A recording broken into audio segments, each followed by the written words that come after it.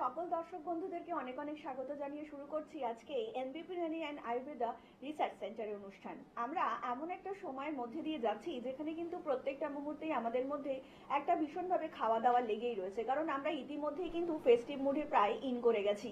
আর বছর প্রায় শেষ হতে চললো এবং সকলেই কিন্তু একটা খাওয়া দাওয়া পিকনিক বিভিন্ন মুডে রয়েছেন এবং সেই মুডে থাকতে থাকতেই কিন্তু দেখবেন একটু খাওয়া দাওয়ার একটু হেভি ওয়েট হয়ে যাচ্ছে। তার জন্য কিন্তু আমরা বিভিন্ন রকম যে মেডিসিনগুলো আছে সেগুলো কিন্তু কনজিউম করছি। এই মেডিসিন কনজিউম করতে করতে আমরা কিন্তু বুঝে উঠতে পারছি না ঠিক কোন সময়টা আমাদের এই মেডিসিন কনজিউম করাটা বন্ধ করতে হবে, কারণ আমরা কিন্তু এটা হ্যাবিটের মতন ধারণ করে ফেলেছি নিজেদের প্রাত্যহিক জীবনে। কারণ আমাদের মনে হয় যে গ্যাস হচ্ছে না, তবুও কিন্তু অবশ্যই একটা গ্যাসের ওষুধ খাওয়া উচিত। অ্যাসিডিটি কিন্তু হচ্ছে না, তাও একটা ওষুধ আমাদের কিন্তু খাওয়া উচিত। এই যে একটা বাজে একটা হ্যাবিট আমাদের মধ্যে ইতিমধ্যেই ইনবিল্ড হয়ে রয়েছে, সেই ইনবিল্ড যে বাজে হ্যাবিটটা আপনাদের মধ্যে রয়েছে সেটাকে কিন্তু সম্পূর্ণ আয়ুর্বেদিক পদ্ধতিতেই কিন্তু নিরাময় করা সম্ভব। আমরা আরেকটু বিস্তারিত আলোচনায় আসবো, কিন্তু তার আগে চলুন আরো একবার আজকের এই অনুষ্ঠানে আমরা স্বাগত জানিয়ে নেব এনবিপি রানি অ্যান্ড আয়ুর্বেদা রিসার্চ সেন্টারের মেডিকেল কনসালটেন্ট এবং আয়ুর্বেদিক ডক্টর এস খাকে। স্যার, আপনাকে অনেক স্বাগত আজকের এই অনুষ্ঠানে। স্যার, এখনকার দিনে দাঁড়িয়ে প্রত্যেকটা মানুষই কিন্তু একটা ওয়ার্ক লোডের মধ্যে রয়েছে এবং ওয়ার্ক লোডের মধ্যে থাকতে থাকতে কি হচ্ছে, বিভিন্ন রকম শারীরিক সমস্যা দেখা দিচ্ছে। আর যেটা সমস্যা বেশি দেখা দিচ্ছে সেটা হচ্ছে যে একটা হচ্ছে লিপোমা। মানে ধরুন এই যে লিপোমা জিনিসটা কি, যদি একটু দর্শকদেরকে খুলে বলেন। হ্যাঁ, লিপোমা অ্যাকচুয়ালি একটা মানে গ্রোথ বলতে গেলে সেটা আপনার যে কোনো জায়গাতে হতে পারে, আপনার ধরুন হাতে, কারো ঘাড়ে বা আপনার পায়ে কোনো জায়গাতে সেই জিনিসটা হতে পারে। তো লিপোমা একটা হচ্ছে একটা নন ক্যান্সারাস গ্রোথ, মানে একটা আপনার সফট টিস্যু যেটা কখনো কখনো মুভেবল হতে পারে, কখনো কখনো আপনার সেই জিনিসটা পেনলেস হতে পারে। পেনলেসই হয় অ্যাকচুয়ালি বলতে গেলে, পেনফুল সেটা হয় না। এটা যে জিনিসটা হয়, তো অনেকের ক্ষেত্রে দেখবেন না, কারোর ক্ষেত্রে মাথা দেখবেন কপালে থাকে, তো কারোর ক্ষেত্রে দেখবেন গলাতে থাকে, কারোর ক্ষেত্রে দেখবেন ঘাড়ে থাকে। তো এই জিনিসটা একটা ছোট্ট একটা জিনিস, তো অনেকে এটার জন্য একটু ঘাবড়ে টাবড়ে যায় যে এটা কেন, কি ব্যাপার। অনেকে এটাকে ক্যান্সারের ভয় পায়। তো এটা কোনো ক্যান্সারাস গ্রোথ না, এটা একটা নন ক্যান্সারাস গ্রোথ, যেটা আপনার যে কোনো সময় যে কোনো ক্ষেত্রে হতে পারে। এটার কোনো প্রপার কারণও নেই যে এটা কেন হচ্ছে বা কি জন্য হচ্ছে, কিন্তু এটা হলে এটাকে অনেকে আছে এটাকে সার্জিক্যাল করে মানে ইয়ে করে রিমুভাল করে দেয় বা এটাকে নিয়ে ভয় পায়। তো এটার ক্ষেত্রেও আমাদের অ্যাকচুয়ালি আয়ুর্বেদের মেডিসিন আছে। এটার ক্ষেত্রে আপনাকে সবসময় আপনাকে যে রিমুভাল করে দিতে হবে এরকম কিছু ব্যাপার না, বা আপনার রিমুভাল করলে যে আবার গ্রো করবে না তারও কোনো কিন্তু গ্যারেন্টি নেই। আপনি রিমুভ করলেন তারপরে কিন্তু গ্রো করতে পারে। তো এই জন্য লাইপোমা বা লিপোমা যাদের থাকে তাদের ক্ষেত্রে এরকম ভাবে ভয় পাওয়ার কিছু নেই। তারা চিকিৎসা করুন আমাদের আয়ুর্বেদে এসে, তো এটা উইদাউট সার্জিক্যাল ব্যাপারে এটা সেরে যাবে কিন্তু। স্যার, যদি কি কারণে এক্স্যাক্টলি এই জিনিসটা হয়ে থাকে শরীরের মধ্যে যদি একটু বলেন আর কি। এটা অ্যাকচুয়ালি কোনো প্রপার কোনো কারণ থাকে না। তো এটা অনেক সময় ট্রমার ক্ষেত্রে হতে পারে, ইনজুরি ক্ষেত্রে হতে পারে, বা জেনেটিক্যালি ধরুন আপনার বাড়িতে কারোর আছে, ফ্যামিলি থেকে এই জিনিসটা আসতে পারে। কোনো জায়গায় মানে বড় সড়ো কোনো আঘাত লেগেছে, পরবর্তীকালে সাথে সাথে তো হবে না, ভবিষ্যতে এই জিনিসটা গ্রো করতে পারে। প্রপারলি কোনো কারণে এরকম সাইডে প্রচুর কারণে, কিন্তু একদম যে এই কারণেই হতে পারে সেটা কেউ বলতে পারবে না। এটা অনেকের ক্ষেত্রে অনেক পেশেন্ট এসে বলেছে কেন হয়েছে জানি না, আমার হয়ে গেছে 2-3 দিন ধরে চলছে বা 2-3 মাস ধরে আছে, আগে ছোট ছিল এখন বড় হচ্ছে, এখন হাত দিলে এদিক ওদিক করে ঠেলাঠেলি করলে নড়ছে, মুভেবল হয় আর জিনিসটা, সেজন্য ভয় পায় অনেকে। তো এটা একটা সফট টিস্যুর একটা গ্রোথ বলতে, এটা অতটা কিছু ভয়ের কিছু নেই। এটা কোনো ক্যান্সারাস সেলও না, আপনি টেস্ট করলে দেখবেন নর্মাল ইয়ে আসছে। এবারে হ্যাঁ, অনেক ক্ষেত্রে কারোর ধরুন অন্যান্য কোনো রোগ আছে, সুগার প্রেশার আছে বা কোলেস্টেরল আছে, সেটা থেকে পরবর্তীকালে হতে পারে, কিন্তু অ্যাজ এ ফার্স্ট স্টেজ বা অ্যাজ এ আর্লি স্টেজ আপনার লিপোমা কখনোই সেটা ক্যান্সার হতে পারে না। অনেক রেয়ার ক্ষেত্রে এটা হতে পারে ক্যান্সার। স্যার, অনেকের ক্ষেত্রেই যে মানুষ যে বুঝবেন যে সত্যি সত্যি তার লিপোমা হয়েছে কি নাকি এমনি কোনো টিস্যু ফুলে রয়েছে, এটা বোঝার কি কোনো উপায় রয়েছে? হ্যাঁ, লিপোমার যে টিস্যুটা হবে সেটা কোনো হার্ড থাকবে না, সেটা সফট টিস্যু হবে। মানে আপনি যদি সেটাকে ধরুন হাতে করে পুষিয়ে করেন, আবার টেন্ডার একটা ফিল আসবে, খুব হার্ড ব্যাপারটা তা নয়। আর সবচেয়ে বড় কথা, ব্যথা হবে না, পেনলেস হয় পুরোপুরি। জিনিসটা দেখতেই থাকবে, কিন্তু হাত টাচ করলে বা ই করলে কোনো ব্যথা থাকবে না। এবারে কিছু কিছু ক্ষেত্রে থাকে সেটা একদম লো পার্সেন্টেজ বা রেয়ার ক্ষেত্রে ব্যথা থাকে, কিন্তু 90% বা 95% পেনলেস হয়। আর এটা টেন্ডার হয়, মানে খুব হার্ড টিস্যু বা হার্ড ইয়ে হয় না। তো এটা আঘাত লাগলে যেমন ফুলে যায় আমাদের, আবার 2 দিন পর ঠিক হয়ে যায়, সেরকমই ব্যাপার। কিন্তু এটা ঠিক হবে না, ওটা আস্তে আস্তে জিনিসটা গ্রো করতে থাকবে আর কি। তো এইখানে বোঝা যাবে যে আপনার লিপোমা হয়েছে না কোনো এমনি কোনো আঘাত লেগে ফুলে গেছে। স্যার, আলোচনা আসবো, একজন বন্ধু উপস্থিত, অনেক স্বাগত আপনাকে। নমস্কার, কে বলছেন? নমস্কার, আমি কৌশিক দাস বলছি আরামবাগ থেকে। হ্যাঁ বলুন কৌশিক বাবু, কার সম্বন্ধে জানবেন? আমার নিজের সম্বন্ধে জানবেন? নিজের সম্বন্ধে। আচ্ছা, আপনার বয়সটা একটু বলবেন? আচ্ছা বলুন, এবার কি শারীরিক সমস্যা আপনার? আমার ঘাড়ি যন্ত্রণা হয়। আচ্ছা, মানে এটা কতদিন ধরে হচ্ছে? এটা মোটামুটি 3 সপ্তাহ হয়ে গেল। এর আগে কোনো ডাক্তার দেখিয়েছেন? না দেখাই। এখন আয়ুর্বেদিক ট্রিটমেন্ট চাইছেন, তাই তো? হ্যাঁ। হ্যাঁ, শুনুন স্যার, বলছেন আপনার। আচ্ছা 3 সপ্তাহ ধরে এটা হচ্ছে আপনার, তাই তো? হ্যাঁ। আচ্ছা ঠিক আছে, তো 3 সপ্তাহ ধরে হচ্ছে, এটা কি আপনার এরকম কোনো ব্যাপার আছে যেটার জন্য যে আপনার আগে খুব মানে ধরুন শোয়ার কোনো গন্ডগোল হতো, মানে খুব উঁচু বালিশ ইউজ করতেন আমি শোয়ার আগে, এরকম কিছু ব্যাপার ছিল? না, ছিল না। ছিল না। কোনো ভারী কোনো জিনিসপত্র কি মাথাতে তুলতে হয়েছে বা পিঠে তুলতে হয়েছে, কোনো ভারী ব্যাগ ট্যাগ বা ভারী? না, তেমন কিছু না। তেমন কিছু না। আপনি কোনো এক্সরে করেছেন? এক্সরে করবো। এক্সরে করেনি। ঠিক আছে, আমি বলছি, আপনি শুনুন। দেখুন, আগে আপনি একটা এক্সরে করে নিন ঘাড়ের, কারণ হতে পারে আপনার ধরুন সার্ভিক্যাল স্পন্ডালাইসিস বা অন্য কিছু হতে পারে। একটা ঘাড়ের এক্সরে করে নিন। যদি কিছু না আসে তো খুব ভালো কথা, যদি কিছু আসে সেটারও ট্রিটমেন্ট আছে। ঘাড়ে ব্যথা করছে, আপাতত আপনি একটু গরম সেক নিতে পারেন। এই শীতকালে আপনি ধরুন একটু তাওয়া সেক নিয়ে মানে শুষ্ক সেক নিতে পারেন। ঠান্ডা কিছু বরফ টরফ দেওয়ার দরকার নেই।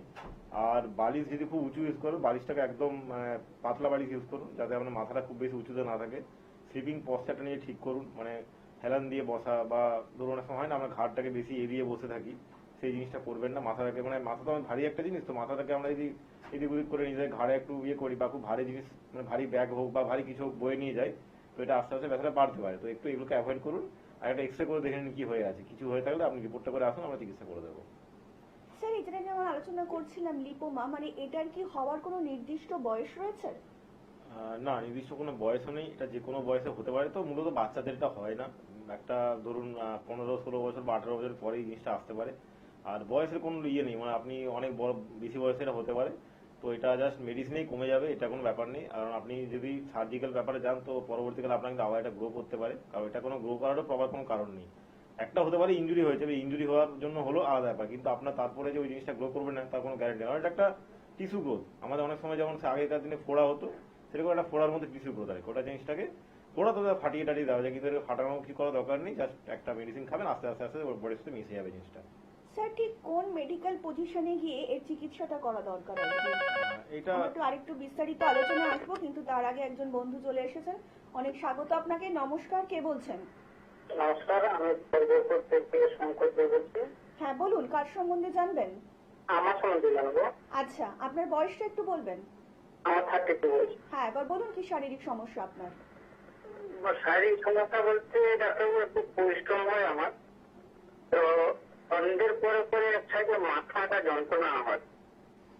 আচ্ছা, ডান সাইডে। এটা কি শীতকালে হয় না সারা বছরই এটা হয়? না, ওটা একটু শীতকালে হলে বেশি হয়। শীতকালে বেশি হয়। হ্যাঁ। আপনার কি মাইগ্রেনের ব্যাপার আছে, মানে মাইগ্রেনের পেন হয় কোনো অন্য কারণে? না, তেমন তো কিছু বুঝতে আর পারছি চোখের কি পাওয়ার আপনার ই করে, মানে চোখে পাওয়ার আছে? না, পাওয়ার নেই। পাওয়ার নেই। আচ্ছা হ্যাঁ। ঠিক আছে, আমি তাহলে বলছি আপনাকে, আপনি শুনুন এটা কেন হচ্ছে, ঠিক আছে?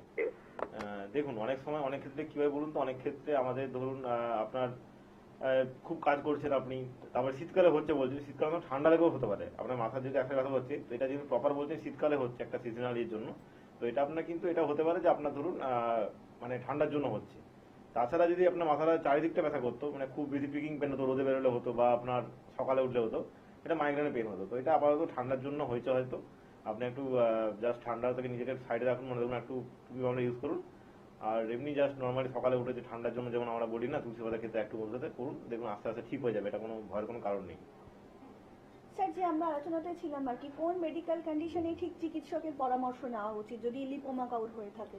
লিপোমাকারও হয়ে থাকে, মানে প্রথমে ধরুন আমরা ছোট আছে সেটাকে আমরা বুঝতেই পারি না কি হয়েছে, ভাবি কোনো ফোড়া হয়েছে বা কোনো কিছু হয়েছে। যখন জিনিসটা আস্তে আস্তে গ্রো করছে, তখন জিনিসটা তো ডায়াগনোসিস করলে আপনি বুঝতে, যেভাবে বললাম যে জিনিসটা মুভেবল হবে, টেন্ডার থাকবে, কোনো ব্যথা থাকবে না, তো একটা আপনি ডাক্তারের কাছে গিয়ে ডায়াগনোসিস করালেন, তখন বললো যে আপনার লিপোমা হয়েছে। তো লিপোমা হয়েছে বলতে এবারে আপনাকে ধরুন অন্য অ্যালোপ্যাথি গেলে আপনাকে বলবে তাহলে লিপোমা হয়েছে, ডাক্তার একটা জাস্ট সাকশন করে মানে রিমুভাল করে দিন, লিপেক্টমি করে দিন, জিনিসটা কেটে যাবে, ঠিক হয়ে যাবে। কিন্তু এটা না করে আপনি যদি মেডিসিন খান, তারা তো বলবেন আপনার গ্রো করতে পারে। এবার আপনি ধরুন অনেক ক্ষেত্রে হয়েছে কি, আপনি জাস্ট সেই মুহূর্তে একটা ছোট অপারেশন হয়, মাইনর ওটি হয়, করে দিলেন, ঠিক হয়ে গেল।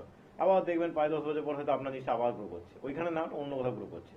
কারণ ওটা কোনো প্রপার কারণ নেই, হয়তো আপনার জেনেটিক্যালি জিনিসটা এসছে, বা আগে কোথাও হয়তো কোনো আপনার অজান্তে কোনো বড়সড় আঘাত লেগেছিল, সেই কারণে জিনিসটা হয়েছে। তো এই জন্য জিনিসটা মেডিসিনে সেরে যায়, এটাকে কোনো সার্জিক্যাল ব্যাপারে যাওয়ারই দরকার নেই আর কি। এটাই এখানে মেন কথা আর কি।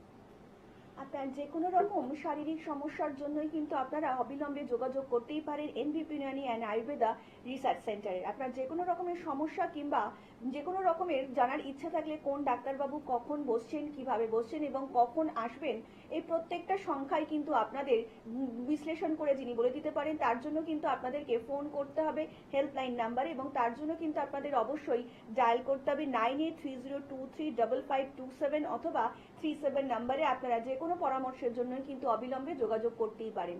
সমস্যা আপনার এবং সেই সমস্যা থেকে সম্পূর্ণ আয়ুর্বেদিক পদ্ধতিতেই যারা আপনাকে সুস্থ এবং স্বাভাবিক করে তুলতে পারে, তারাই হচ্ছে এনবিপি Unani and Ayurveda research centre, যেখানে সম্পূর্ণ আয়ুর্বেদিক পদ্ধতিতে কিন্তু আয়ুর্বেদিক চিকিৎসক দ্বারাই আপনার যে কোনো শারীরিক সমস্যার সমাধান করা হয়ে থাকে। আপনার মাথার চুল থেকে পায়ের নখ পর্যন্ত যত পুরনো সমস্যাই হোক না কেন, যত কঠিন সমস্যাই হোক না কেন, আয়ুর্বেদ পারে না এমন কোনো চিকিৎসা কিন্তু এখনো পর্যন্ত আয়ুর্বেদে নেই। তাহলে যদি নিজেকে সত্যি সত্যি সুস্থ স্বাভাবিকভাবে গড়ে তুলতে চান, তাহলে কিন্তু অবশ্যই আপনাকে হাত ধরতে হবে এনবিপি ইউনানি অ্যান্ড আয়ুর্বেদা রিসার্চ সেন্টারে, যেখানে সম্পূর্ণ আয়ুর্বেদিক পদ্ধতিতেই কিন্তু ট্রিটমেন্ট করা হয়ে থাকে। তাছাড়া কিন্তু আপনারা হেড অফিস পেয়ে যাচ্ছেন মধ্যমগ্রামে, কলকাতাতে পাচ্ছেন ল্যান্সডাউন, হাজরা, হাতিবাগান এবং খিদিরপুরে, হাওড়াতে পাচ্ছেন দাসনগর, বেলুর এবং শিবপুরে, দক্ষিণ 24 পরগনাতে পাচ্ছেন কিন্তু আমতলাতে। তাছাড়া কিন্তু আপনারা আসানসোলে পেয়ে যাচ্ছেন ডক্টর বি শর্মাকে, বর্ধমানে পাচ্ছেন ডক্টর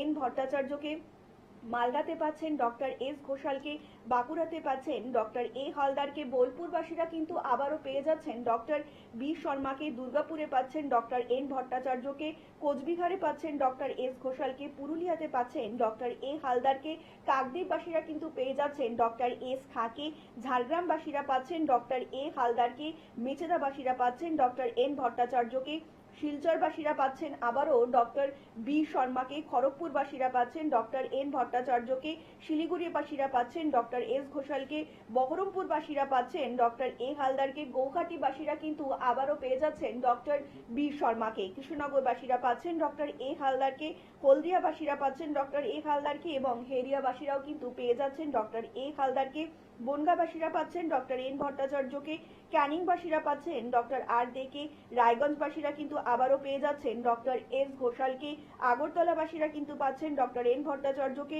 আলিপুরদুয়ারবাসীরা কিন্তু আবারও পেয়ে যাচ্ছেন ডক্টর বি শর্মাকে, আরামবাগবাসীরা পাচ্ছেন ডক্টর এ হালদারকে, জামশেদপুরবাসীরা পাচ্ছেন ডক্টর এন ভট্টাচার্যকে, গঙ্গারামপুরবাসীরা পাচ্ছেন ডক্টর এস ঘোষালকে এবং ডিব্রুগড়বাসীরাও কিন্তু পেয়ে যাচ্ছেন ডক্টর এস ঘোষালকে। আপনার পছন্দ মতন যে কোনো একটি ডায়াগনস্টিক সেন্টার বেছে নিয়ে আপনারা কিন্তু পৌঁছে যেতেই পারেন এনবিপি ইউনানি অ্যান্ড আয়ুর্বেদা রিসার্চ সেন্টারে, যেখানে সম্পূর্ণ রিপোর্ট বেস টাইম বাউন্ড ট্রিটমেন্টই হয়ে থাকে, যাকে বলে একদম রুট ট্রিটমেন্ট। কারণ আপনার যে কোনো শারীরিক সমস্যার রুটটা জানা কিন্তু ভীষণ প্রয়োজন, কারণ রুট যদি জানা সঠিক না হয় তাহলে কিন্তু আপনার পুরো ট্রিটমেন্টটাই অসম্পূর্ণ হয়ে থাকে। আর যারা এই রুট ট্রিটমেন্ট করে থাকে তারাই হচ্ছে এনবিপি Unani and Ayurveda research centre. Sir, যেটা নিয়ে আমরা আলোচনা করছিলাম সেটা হচ্ছে যে লিপোমা, তা এনবিপি ইউনানি অ্যান্ড আয়ুর্বেদা রিসার্চ সেন্টারে এর কি রকম চিকিৎসা রয়েছে যদি একটু দর্শকদেরকে বলেন।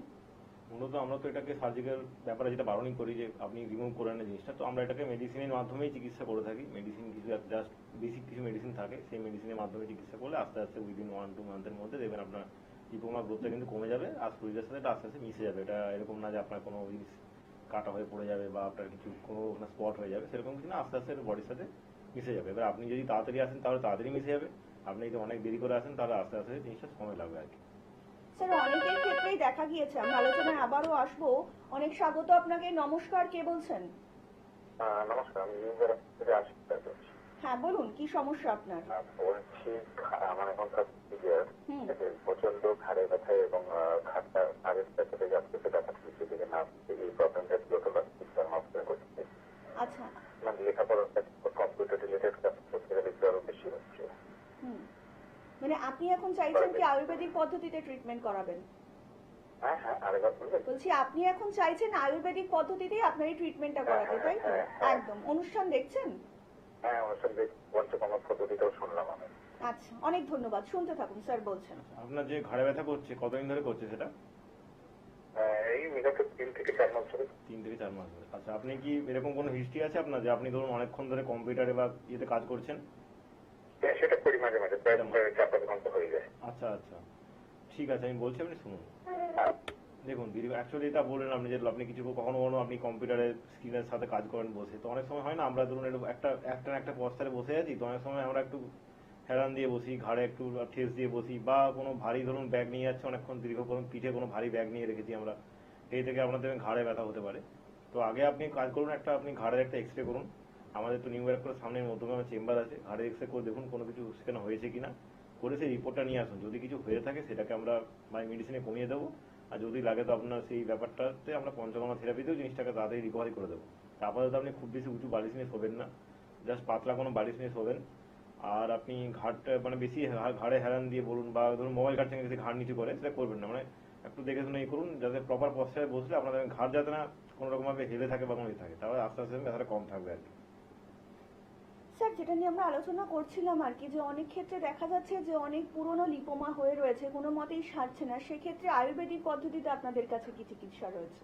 আমরা আয়ুর্বেদিক পদ্ধতিতে যা ছাড়ছে না জিনিসটা, যে হয়তো আগে কখনো অন্যান্য কোনো অল্টারনেটিভ মেডিসিন ট্রাই করেছিল যে মেডিসিনে কমার কথা, কিন্তু ছাড়ছে না, তো সেই ক্ষেত্রে আমরা তাকে এটাই বলি জাস্ট মেডিসিনেই কমে যাবে, এটার জন্য কোনো থেরাপি, কোনো কাটাছেড়া কিছু দরকার নেই।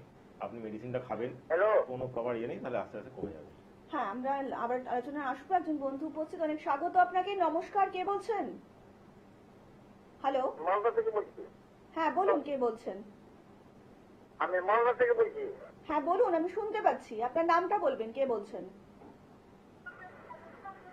আমি মালদা থেকে। আপনি টিভির ভলিউমটা মিউট করে হ্যাঁ, ফোনে শুনুন, শুনতে পাচ্ছেন? মালদা থেকে আমি বলছি। হ্যাঁ, আপনি টিভির ভলিউমটাকে মিউট করুন। আমার নাম খাজমুল। আচ্ছা, হ্যাঁ বলুন, এবার কি শারীরিক সমস্যা আপনার? হ্যাঁ হ্যাঁ হ্যাঁ, আপনার কি শারীরিক সমস্যা সেটা আগে বলুন দাদা। আমার হার্টের ব্যাপারে জানতে চাই। আচ্ছা, আপনার বয়সটা একটু বলবেন? হার্টের ব্যাপারে। হ্যাঁ, বুঝতে পেরেছি। আপনি টিভির ভলিউমটা মিউট করুন, তাহলে সবটাই শুনতে পারবেন। এবার আপনার বয়সটা বলুন। আমার বয়স 65। আচ্ছা, এবার বলুন কি সমস্যা রয়েছে আপনার? হার্টের ব্যাপার, হার্টের। হ্যাঁ, হার্টের কি সমস্যা রয়েছে আপনার? হ্যালো। 65। হ্যাঁ, আপনি শুনুন, স্যার বলছেন। দেখুন, আপনার হার্টের ব্যাপারে আমাদের আয়ুর্বেদিক চিকিৎসা আছে, আপনি আসুন, আমাদের মাদাদুর চেম্বার আছে। হার্টের কি হয়েছে সেটা বলতে হবে আপনাকে। আপনি হার্টের ব্যাপারে বলছেন, আমরা বুঝতে পারছি না কি হয়েছে। হার্টে অনেক সমস্যা থাকে, আপনি যদি কোথাও কোনো ওষুধ খাচ্ছেন, কোনো রিপোর্ট করানো আছে, সেগুলো নিয়ে আপনি মাদাদুর চেম্বারে আসুন। চিকিৎসা করলে এটা আস্তে আস্তে আমরা সেরে যাবে। স্যার, অনেক ক্ষেত্রেই দেখা যাচ্ছে যারা লিপোমার পেশেন্ট রয়েছে তারা অনেকেই বলছেন যে যে জায়গাটায় ঠিক এক্স্যাক্টলি হয়ে রয়েছে তার আশেপাশেই অনেক সময় দেখা যাচ্ছে যে সাদা সাদা কিছু দাগ তারা অনুভব করছে। এটা যদি একটু এক্সপ্লেন করেন দর্শকদের। না, অ্যাকচুয়ালি জেনারেলি তো ওরকম কোনো দাগ হয় না। এবারে কারো ক্ষেত্রে ধরুন স্কিনের ক্ষেত্রে অন্য কোনো স্কিন ডিজিজ আছে, বা তার ক্ষেত্রে স্কিনে কোনো ডিজিজ হচ্ছে, ধরুন লাইক তার কোনো সোরিয়াসিসের ব্যাপারটা থাকে বা তখন হতে পারে। তাছাড়া লিপোমা যা থাকবে, যেখানে থাকবে সেখানে আশেপাশে কোনো রকম কিছু স্পট থাকবে না, জাস্ট একটা উঁচু অংশ থাকবে। আর আশেপাশে আরো একটা দুটো হয়েছে এরকম হবে না, এটা একটু ডিস্টেন্স হবে। ধরুন একটা জায়গাতে 3-4টে লিপোমা হবে, এরকম কিন্তু হবে না, একটাই থাকবে, সেটা আপনারই থাকবে। সেটা আপনার গলাতে হতে পারে, কপালে হতে পারে, হাতে হতে পারে, কিন্তু তার আশেপাশে কোনো কিছু বেরোচ্ছে সেটা আপনার স্কিনের জন্য চিকিৎসা করতে হবে। স্কিন আপনার সেন্সিটিভ আছে সেই জন্য একটু হচ্ছে, বা আপনার অ্যালার্জি আছে সেই জন্য হচ্ছে, কিন্তু মেন লিপোমার আশেপাশে মূলত কিছু হয় না। একটা উঁচু অংশ থাকে, একটা গ্রোথ থাকে, সেটা আস্তে কি করতে হয়। স্যার, অনেক ক্ষেত্রেই দেখা যাচ্ছে যেসব পেশেন্টের লিপোমা হয়ে রয়েছে অনেকেই বলছেন যে হয়তো পায়ে হয়েছে কিংবা হাতে হয়েছে, এই যে বিভিন্ন জায়গায় বিভিন্ন সময় হচ্ছে, অনেকেই তো নেগলেক্ট করে যাচ্ছেন। তো এর থেকে আর কি কি ধরনের রোগ হতে পারে? আর হ্যাঁ, নেগলেক্ট করে গেলে অ্যাকচুয়ালি সেটা থেকে পরবর্তীকালে আপনার যদি অন্যান্য রোগ থেকে থাকে, ধরুন যেগুলো আপনার ধরুন একটা হয় না যে ইমিউনো কম্প্রোমাইজ কোনো ডিজিজ থেকে থাকে, তাহলে এই লিপোমা থেকে পরবর্তীকালে আপনার সেখানে কোনো পেইনফুল কিছু হতে পারে। ক্যান্সার সাধারণত হয় না, যেটা আমরা মেন ভয় করি যে আপনার সেটাকে টিউমার নাকি, বা অনেক সময় টিউমার বাস্ট করে যায় বা করে যায়। এখানে বাস্ট কিছু করবে না আপনার, জিনিসটা আস্তে আস্তে গ্রোথ করলে আপনার দেখতে জিনিসটা খারাপ লাগবে, একটা জাস্ট লাগবে।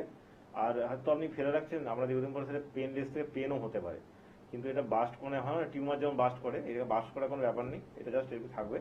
তো এটা জাস্ট ইগনোর না করে চিকিৎসা করে নিলে জিনিসটা আরো তাড়াতাড়ি সেরে যাবে। আপনি যদি ইগনোর করে থাকেন তাহলে সারতে সময় লাগবে, আর সেটা হয়তো আস্তে আস্তে বড় হতে থাকবে।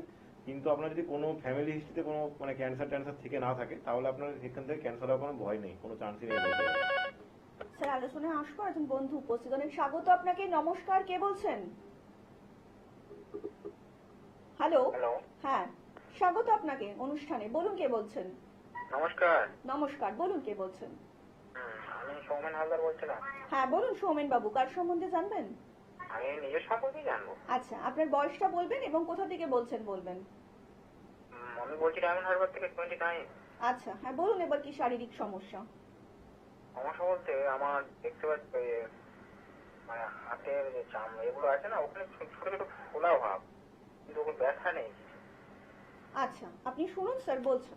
কোথায় হয়েছে বলুন ফোলা ভাব? না, হাতে বাহুতে। আচ্ছা, হাতে হয়েছে। দুটো হাতে আছে না একটা হাতে আছে? দুটো হাতেই। চুল করছে সেটা? না, চুলকায় না, কিছু হয় না। কোনো ব্যথা কিছু করছে? না, কিছু ব্যথাও নেই, ফোলাও না। আচ্ছা আচ্ছা, কতদিন ধরে হয়েছে এটা? তো প্রায় অনেকদিনই হয়েছে। ডাক্তার এগুলো গ্র্যান্ডেড হতে পারে বা কিছু এই সমস্যা, কিন্তু জিনিসটা তো কমছে না। না, আচ্ছা, কোনো ওষুধ খাচ্ছেন কি এটার জন্য? হ্যাঁ, কোনো ওষুধ খাচ্ছেন, কোনো মেডিসিন খাচ্ছেন এটার জন্য? খেয়েছিলাম অনেক আগে। আচ্ছা আচ্ছা, ঠিক আছে, বলছি শুনুন। দেখুন, আপনার হাতে যে বলছেন বেরিয়েছে যেটা, ওটা একটা বললে কোনো মাসেল গ্রোথ হতে পারে। তো এবারে লিপোমা তো অবশ্যই নয়, নাহলে আপনি জিনিসটা বুঝতে পারতেন না যে আলোচনা করছি যেহেতু এই বিষয়ে আজকে। তো আপনি একবার আসুন, আমরা দেখবো জিনিসটা কি হয়েছে। অনেক সময় অনেক ক্ষেত্রে অনেক আমার মানে আনন্যাচারাল বা অ্যাবনর্মাল সেল গ্রোথ হয়ে থাকে বডিতে। এখানে আমাদের অনেক কিছু ধরুন ডেফিসিয়েন্সির জন্য হোক, সেটা খাবারে হোক, ভিটামিন হোক বা কিছু হোক, অনেক সময় শরীরে আমাদের এখানে ওখানে বিভিন্ন গ্রোথ হতে পারে। সেটা ভয়ের কোনো কারণ নেই। কমছে না এটা বলছেন অবশ্যই। তো এটা আপনি আসুন, দেখি কি হয়েছে। কারণ অনেক রকম অনেক কিছু গ্রোথ হয়েছে, আমি এখন বলতে পারবো কি হয়েছে জিনিসটা না দেখে। তো আপনি, আমরা ডায়মন্ড হারবার বললেন, আমাদের ওখানে কাকদ্বীপে চেম্বার আছে, আমাদের আমতলাতে চেম্বার আছে। আপনি একদিন আসুন সময় করে, হেল্পলাইনে যোগাযোগ করে আমরা দেখে এটা বলবো আপনার যে কি সমস্যা হচ্ছে বা কি হয়েছে, বা এটা কি সারাবে না কি করতে হবে, বা যদি সার্জিক্যাল করতে সেটা বলে দেবো। বাট সেরে যাবে, এরকম ভয়ের কোনো কারণ নেই। অনেক ধন্যবাদ আপনাকে স্যার। আমরা যেটা নিয়ে আলোচনা করছিলাম এই যে লিপোমা, তো এই যে লিপোমার হওয়ার কোনো রিজন আছে যে এই কারণেই লিপোমা হয়ে থাকে মানুষের শারীরিক সমস্যার জন্য? না, লিপোমা হওয়ার অ্যাকচুয়ালি কোনো এক্সাক্ট সেরকম কারণ নেই। জেনেটিক্যালি একটা কারণ থাকে। আপনার ধরুন বাড়িতে কারো ছিল, সেখান থেকে হয়েছে, বা আপনি খুব ছোটবেলায় বা কোনো একটা সময় খুব কোনো কারণে একটা ইনজুরি হয়েছিল, আঘাত লেগেছিল, সেটা ইন্টারনাল হোক বা এক্সটার্নাল হোক, সেই আঘাতটা পরবর্তীকালে হয়তো আপনার বাইরে কোনো একটা যা সেল গ্রোথের মাধ্যমে জিনিসটা বেরিয়ে আসতে পারে। তো এই জন্য এই জিনিসগুলো মেন কারণে হয়, কোনো ট্রমা থেকে, ইনজুরি থেকে, না হলে আপনার ফ্যামিলি কথা। এটা ছাড়া এর কোনো এক্সাক্ট কারণ নেই। যে কোনো কারো যে কোনো সময় হতে পারে। তো ওই জন্য এটা হলেও ভয় পাওয়ার কোনো ব্যাপার নেই। আপনার অন্যান্য রোগ থাকলে তখন একটা আপনাকে কনসার্ন হতে হবে, কিন্তু বাকি এটা হলে চিকিৎসা করলে সেরে যাবে। স্যার, এই ধরনের শারীরিক সমস্যা হলে মানুষের কি খাওয়া দাওয়ার কোনো রকম পরিবর্তন করা দরকার? না, মূলত এটার জন্য খাওয়া দাওয়া সেরকম কিছু ব্যাপার থাকে না যে আপনি এটা খেলে এটা বাড়বে না কমে যাবে। কারণ একবার যদি হয়ে যায় সেটা কমার চান্সটা কম থাকে, আপনাকে চিকিৎসা করাতেই হবে। বা ওই জন্য অ্যালোপ্যাথিকে বলে কি, যে চিকিৎসা না করে আপনি কেটে করে দিন, মানে কেটে দিন, বাদিয়ে দিন, তাহলে ঠিক হয়ে যাবে। তো ওই জন্য এটা হয়ে গেলে এমনি এমনি কমবে না আপনার। এটা হয়তো বাড়তে পারে বা একই সাইজে হয়ে যাবে, দুটোর মধ্যে একটা হতে পারে। এমনি এমনি জিনিসটা কমে যাবে না, আপনাকে একটা কোনো ট্রিটমেন্টে আসতেই হবে। তো আপনি আমাদের ট্রিটমেন্টে এসে কি হবে, আপনাকে আমরা মেডিসিন দিয়ে কমিয়ে দেবো, কোনো কাটা ছাড়া কিছু করবো না। আর ভবিষ্যতে তো আপনার হওয়ার চান্সটা অনেকটাই কমে যাবে, হবেই না বলতে পারে। কিন্তু আপনি কেটে ফেললে ভবিষ্যতে আবার জিনিসটা আবার হতে পারে। আপনাদেরকে আরো একবার জানিয়ে রাখি, যদি সত্যি সত্যি নিজেকে সুস্থ এবং নিরোগ করে তুলতে চান তাহলে কিন্তু অবশ্যই আপনাকে হাত ধরতে হবে আয়ুর্বেদের। কারণ আয়ুর্বেদই পারে আপনাকে শারীরিক এবং মানসিকভাবে সুস্থ রাখতে, যেটা এখনকার দিনে আমাদের কিন্তু ভীষণ দরকার। যদি আমরা শারীরিকভাবে সুস্থ না থাকি তাহলে কিন্তু আমরা মানসিকভাবেও সুস্থ থাকবো না। আমাদের বিভিন্ন যে লক্ষ্যগুলো রয়েছে আগামী দিনে কিংবা আগামী জীবনে, সেগুলো পূরণ করতে হলে কিন্তু অবশ্যই আমাদেরকে শারীরিক এবং মানসিকভাবে দুইভাবেই আমাদেরকে সক্ষম থাকতে হবে, সুস্থ থাকতে হবে। তার জন্যই কিন্তু আপনাদেরকে অবশ্যই হাত ধরতে হবে এনবিপি ইউনানি অ্যান্ড আয়ুর্বেদা রিসার্চ সেন্টারে, যেখানে সম্পূর্ণ আয়ুর্বেদিক পদ্ধতিতেই কিন্তু আপনার যে কোনো শারীরিক সমস্যার ট্রিটমেন্ট করে থাকেন আয়ুর্বেদিক ডাক্তাররা যখনই এখানে আসেন, তারা কিন্তু প্রত্যেকটা মুহূর্তেই, এই যে লাইভ অনুষ্ঠানটা চলছে, ওনারা কিন্তু প্রত্যেকটা ভাবেই বলেন যে আপনি কিভাবে জীবনে সুস্থ এবং স্বাভাবিক থাকবেন, যেটা কিন্তু এখনকার দিনে ভীষণ দরকার। কারণ সুস্থ স্বাভাবিক যদি আমরা না থাকি তাহলে কিন্তু কোনো কর্মেই আমরা কর্ম করে উঠতে পারবো না। আর তার জন্যই কিন্তু আপনাদেরকে সুস্থ স্বাভাবিক থাকতে হবে, এবং নিজেকে যদি সুস্থ স্বাভাবিকভাবে গড়ে তুলতে চান তাহলে কিন্তু অবশ্যই আপনাকে হাত ধরতে হবে এনবিপি ইউনানি অ্যান্ড আয়ুর্বেদা রিসার্চ সেন্টারে। আর আপনাদের যে কোনো রকমের কোয়ারিজ থাকলে, যে কোনো রকমের প্রশ্ন থাকলে, যে কোনো রকমের জিজ্ঞাসা থাকলে আপনারা কিন্তু অবিলম্বে নিচে যে হেল্পলাইন নাম্বারটা যাচ্ছে সেই হেল্পলাইন নাম্বারে কিন্তু যোগাযোগ করতেই পারেন। তার জন্য আপনাদেরকে ডায়াল করতে হবে 9830235527 অথবা 37 নাম্বারে। তাছাড়া কিন্তু আপনারা এনবিপি ইউনানি অ্যান্ড আয়ুর্বেদা রিসার্চ সেন্টারের হেড অফিস পেয়ে যাচ্ছেন মধ্যমগ্রামে, কলকাতাতে পাচ্ছেন ল্যান্সডাউনে, হাজরা, হাতিবাগানে, খিদিরপুরে, হাওড়াতে পাচ্ছেন দাসনগরে, বেলুর, শিবপুরে, এবং দক্ষিণ 24 পরগনায় পেয়ে যাচ্ছেন কিন্তু আপনারাতে। আপনাদের যে কোনো পছন্দসই ডায়াগনস্টিক সেন্টার বেছে নিয়ে আপনারা কিন্তু অবশ্যই পৌঁছে যেতে পারেন। তাছাড়া কিন্তু এই মুহূর্তে আপনারা আসানসোলে পেয়ে যাচ্ছেন ডক্টর বি শর্মাকে, বর্ধমানে পাচ্ছেন ডক্টর এন ভট্টাচার্যকে, মালদাতে পাচ্ছেন ডক্টর এস ঘোষালকে, বাঁকুড়াতে পাচ্ছেন ডক্টর এ হালদারকে, বোলপুরবাসীরা কিন্তু আবারও পেয়ে যাচ্ছেন ডক্টর বি শর্মাকে, দুর্গাপুরবাসীরা পাচ্ছেন ডক্টর এন ভট্টাচার্যকে, কোচবিহারবাসীরা পাচ্ছেন ডক্টর এস ঘোষালকে, পুরুলিয়াবাসীরা পাচ্ছেন ডক্টর এ হালদারকে, কাকদ্বীপবাসীরা কিন্তু আবার পেয়ে যাচ্ছেন ডক্টর এস খাকে, ঝাড়গ্রামবাসীরা পাচ্ছেন ডক্টর এ হালদারকে, মেচেদাবাসীরা পাচ্ছেন ডক্টর এন ভট্টাচার্যকে, শিলচরবাসীরা পাচ্ছেন আবারও কিন্তু ডক্টর বি শর্মাকে, খড়গপুরবাসীরা পাচ্ছেন ডক্টর এন ভট্টাচার্যকে, শিলিগুড়িবাসীরা পাচ্ছেন ডক্টর এস ঘোষালকে, বহরমপুরবাসীরা পাচ্ছেন ডক্টর এ হালদারকে, গৌহাটিবাসীরা কিন্তু আবারও পেয়ে যাচ্ছেন ডক্টর বি শর্মাকে, কৃষ্ণনগরবাসীরা পাচ্ছেন ডক্টর এ হালদারকে, হলদিয়া এবং হেরিয়াবাসীরাও কিন্তু পেয়ে যাচ্ছেন ডক্টর এ হালদারকে, বনগাঁবাসীরা পাচ্ছেন ডক্টর এন ভট্টাচার্যকে, ক্যানিংবাসীরা পাচ্ছেন ডক্টর আর দেকে, রায়গঞ্জবাসীরা পাচ্ছেন ডক্টর এস ঘোষালকে, আবারও কিন্তু আগরতলাবাসীরা পেয়ে যাচ্ছেন ডক্টর এন ভট্টাচার্যকে, আলিপুরদুয়ারবাসীরা কিন্তু আবারও পেয়ে যাচ্ছেন ডক্টর বি শর্মাকে, আরামবাগবাসীরা পাচ্ছেন ডক্টর এ হালদারকে, জামশেদপুরবাসীরা পাচ্ছেন ডক্টর এন ভট্টাচার্যকে, গঙ্গারামপুরবাসীরা পাচ্ছেন ডক্টর এস ঘোষালকে এবং ডিব্রুগড়বাসীরাও কিন্তু পেয়ে যাচ্ছেন ডক্টর এস ঘোষালকে। আয়ুর্বেদ যে সত্যি সত্যি পারে মানুষকে সুস্থ স্বাভাবিক জীবন ফিরিয়ে দিতে, আমরা দেখে নেব তারই একটি ঝলক।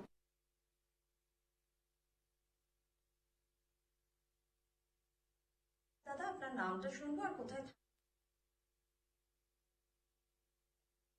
থাকেন জানবো। অসীম কুমার রায়, কোথায় থাকেন? ডাবগ্রাম, শিলিগুড়ি। শিলিগুড়িতে। কি সমস্যা ছিল আপনার আর কতদিনের ছিল? আমার ছিল এগ্রেস স্পন্ডলাইটিস, কতদিনের? 15 বছর হবে প্রায়।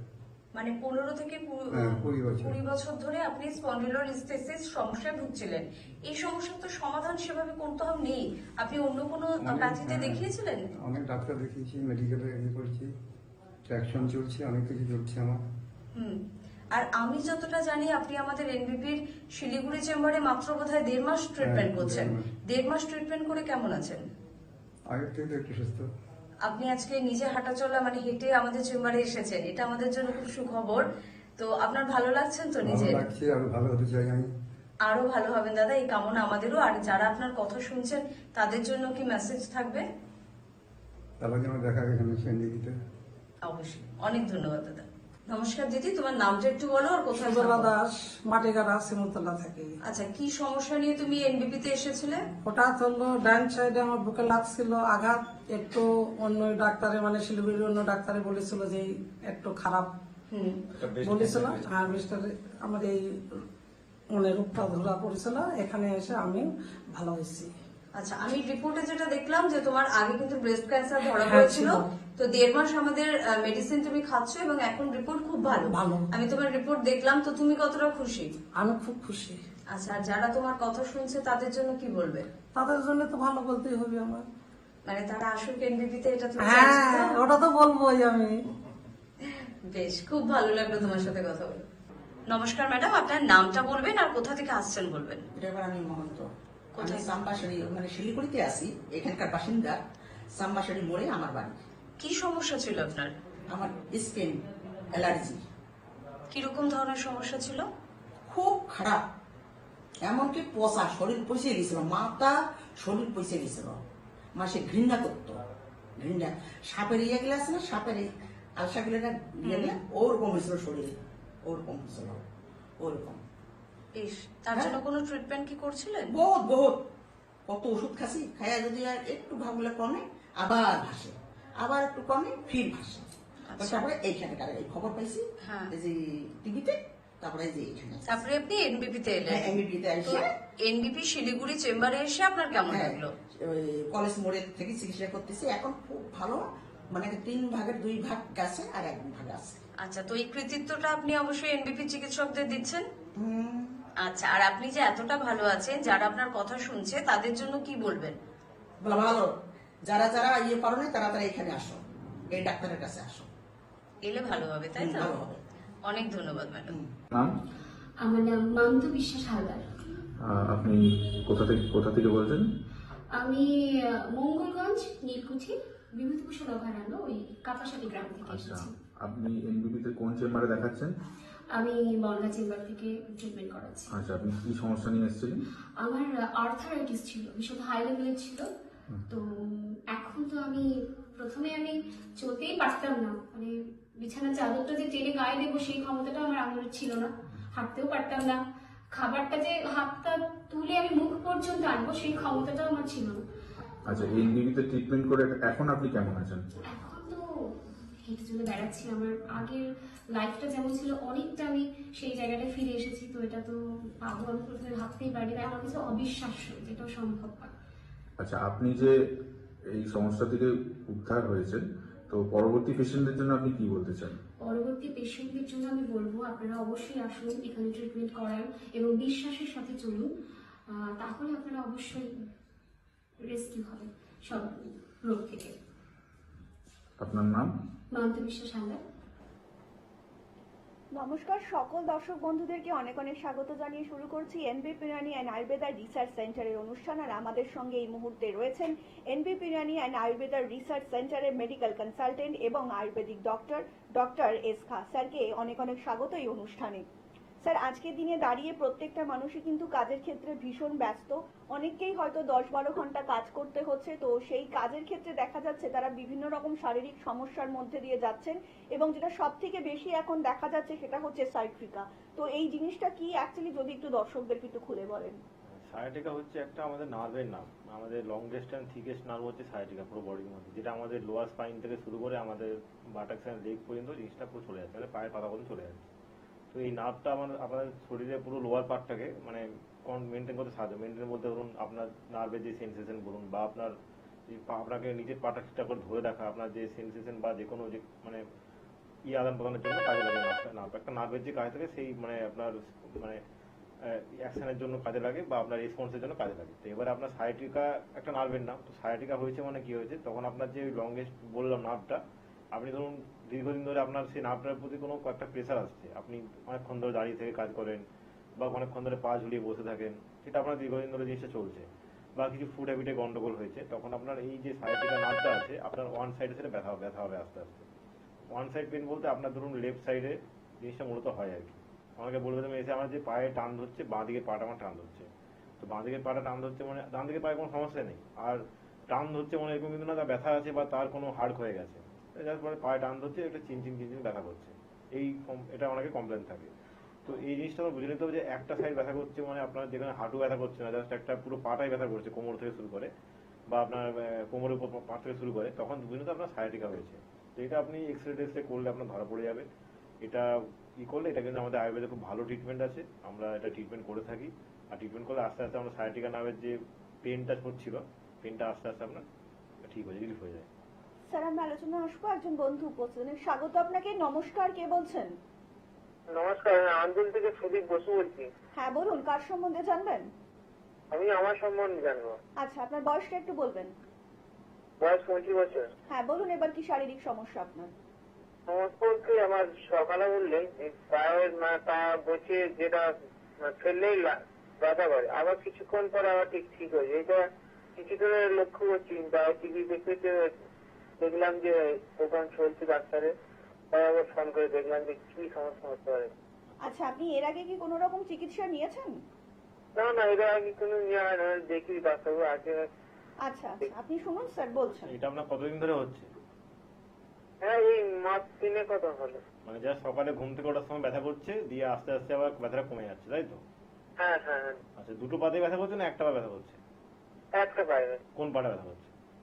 ডান পাটা। ঠিক আছে, আমি বলছি আপনি শুনুন। দেখুন, এটা একটা কমন প্রবলেম। অনেকেই বলে যে আমাদের ঘুম থেকে ওঠার পর একটু আমাদের ডান পা বা কেউ বলে আমাদের বা পা ব্যথা করছে, পা মাটিতে ফেলতে পারছি না, দিয়ে আস্তে আস্তে আমাদের মানে কাজ করতে করতে দিনে 2-3 ঘন্টা পর ঠিক হয়ে যাচ্ছে।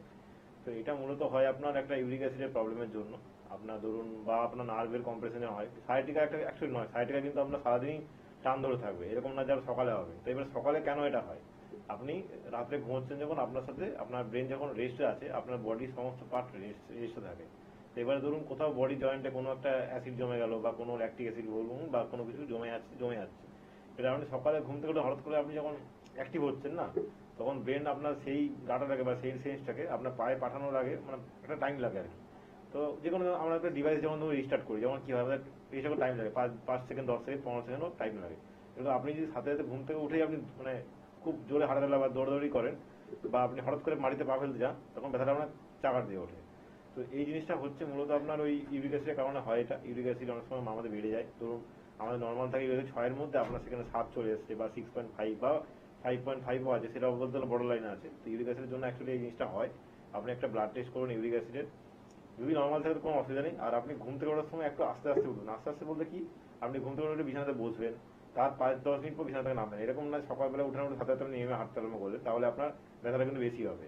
আর খালি পায়ে বেশিক্ষণ বাড়ির মধ্যে তোমরা দাঁড়িয়ে থাকবেন না বা হাঁটবেন না, একটু বাড়ির মধ্যে স্লিপার্স ইউজ করুন। কারণ অনেক সময় কি হয়, আমাদের ইউরিক অ্যাসিড থাকলে কি হয়, খালি পায়ে যখন হাঁটি আমরা ব্যথাটা একটু বেশি ফিল করতে পারি আমরা।